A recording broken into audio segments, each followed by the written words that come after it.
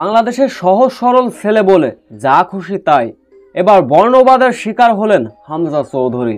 অপমান সহ্য না করতে পেরে করলেনও মারামারি। ঠিক কি এমন ঘটেছিল তখন? বিস্তারিত জানতে ভিডিওটি না টেনে সম্পূর্ণ দেখার অনুরোধ রইল।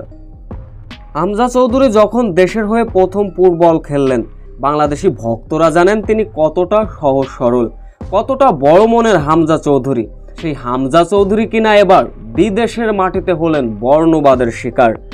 গতকাল হামজা চৌধুরীর ম্যাচ ছিল। ম্যাচ শেষে বর্ণালীর কিছু দর্শক মাঠে ঢুকে যায় এবং এক পর্যায়ে হামজা চৌধুরীকে হেয় করে কথা বলেন, অপমান করার চেষ্টা করেন। পরবর্তীতে মেজাজ হারিয়ে ফেললেন হামজা চৌধুরী। শেষমেশ তর্কে বিতর্কে জড়ালেন, হাতাহাতি পর্যন্ত ঘটে গেল মাঠে। গতকাল ম্যাচে পিছিয়ে এসে হামজার প্রতি বর্ণবাদের আচরণ করেন তার প্রতিপক্ষেরই খেলোয়াড়। নিজের রাগ আর আটকে রাখতে পারলেন না, তেড়ে যান হামজা চৌধুরী তাদের দিকেও।